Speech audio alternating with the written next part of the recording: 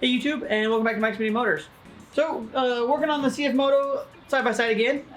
If you guys watched the last episode of this guy, what I did was replace the piston and cylinder.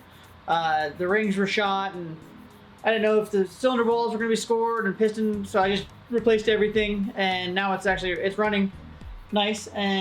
But before I slap everything back together and make it to where I can't really access anything, there's two things I'm going to do. I'm going to show you guys how I'm going to do it. The first is going to be the valve clearance adjustment. I'm going to check them and then adjust them if necessary. And then the other thing is going to be an oil change on this thing. So when I had the piston and the whole top end disassembled, the oil in here was disgusting. It was really thick and had tons of crud in it, so we're going to get that all replaced. But I'm going to start with the valve clearance adjustment, and I'll grab the camera and get you guys a closer look. All right, so the first thing we got to do to do the valves is we got to get the engine to top dead center. So it's really easy to do. You can just do that by taking this fan cover off here real quick. Just 4 screws.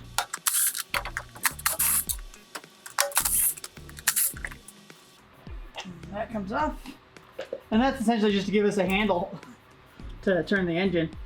And then also I've already pre-loosened this, but you take this little cap off the side. And then you can look in there, and there's a little triangle here on the case, and then you'll turn this until the magneto has a line on it, and when that line lines up with this triangle, then you're at top dead center. So I'm going to get to that, and then we'll get back to the top of the engine. Alright, I'm trying to see if I can capture this to show you guys inside there now that I got the line of the magneto lined up with the triangle on the case that we're at top dead center. You can't see it, I apologize, but I'm trying. Alright, since we got the engine now at top dead center, we can go ahead and pull these caps off. This one here is your intake, this one's your exhaust side, and then do our clearance adjustment. Impact doesn't fit into this one.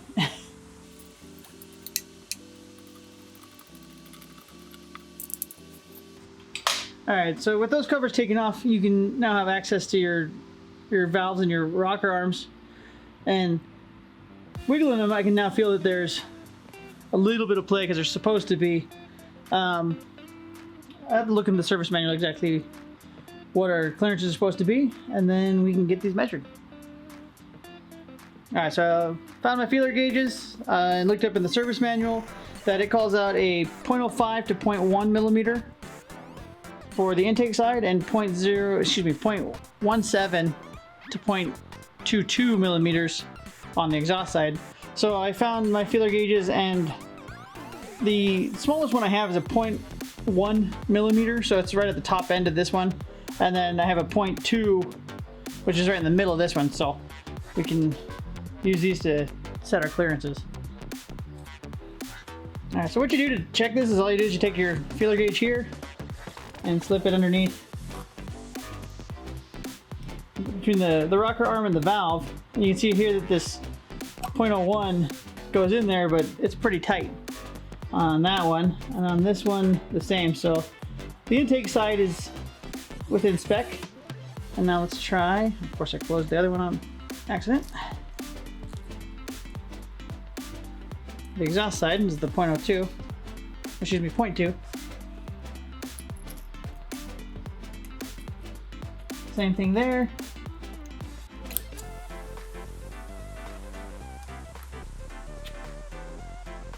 Alright, so looks like I don't need to adjust my valves. They're still within tolerance.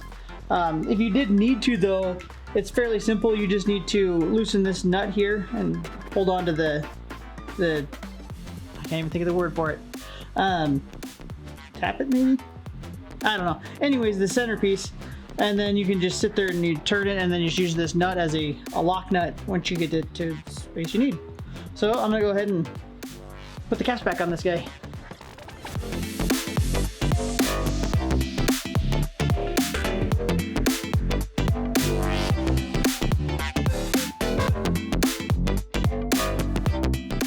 Also, can't forget to put this fan cover back on.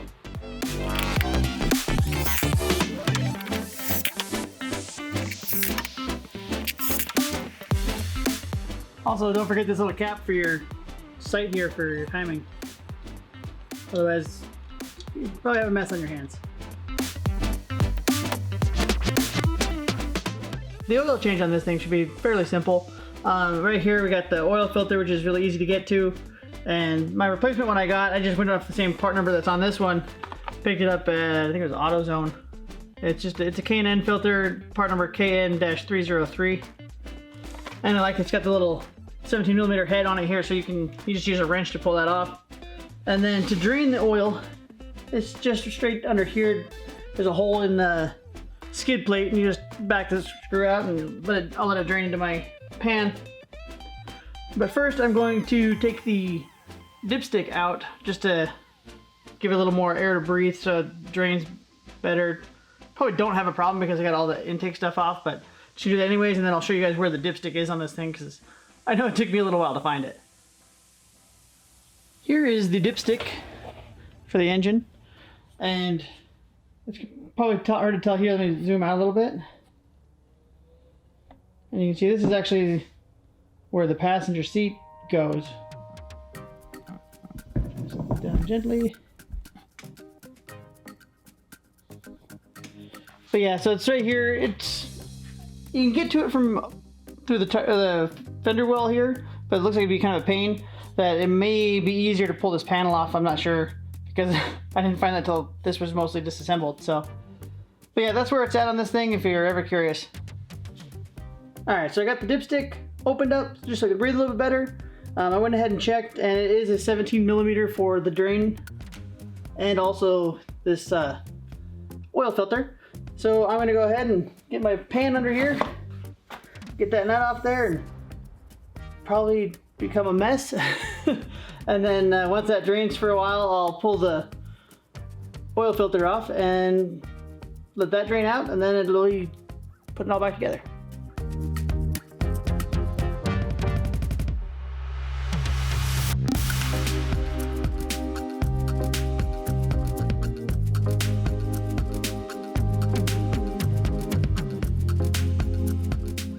Alright, so most of the oil is out of here now. It's still got a slow drip coming out of there. But now I'm just going to go ahead and put the drain plug back in, get this new oil filter on, and then top her off, and we should be good to go.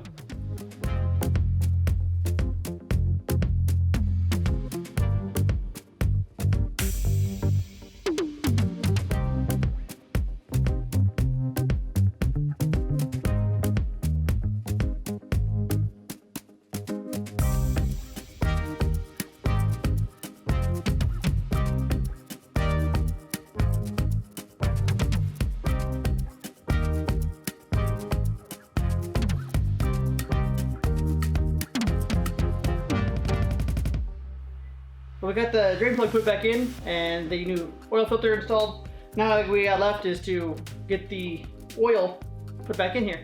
And you do have to do it through the dipstick hole.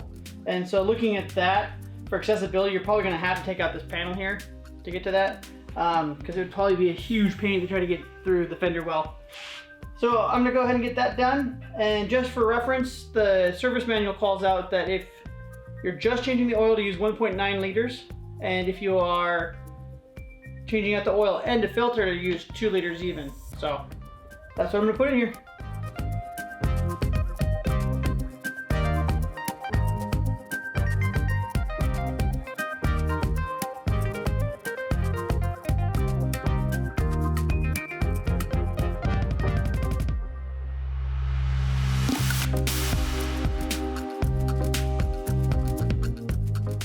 All right, so it's the next morning and we're completely done. We got the oil change done last night. We got the valve clearance checked, and it was all really simple. But that's with the one caveat of right now it's completely disassembled. I think if you weren't disassembled, the valve clearance checks, I wouldn't say impossible, but it wouldn't be fun. The oil change probably wouldn't be too bad because the oil filter is accessible right there. It would just be getting to the dipstick here. But overall, I think it's fairly simple.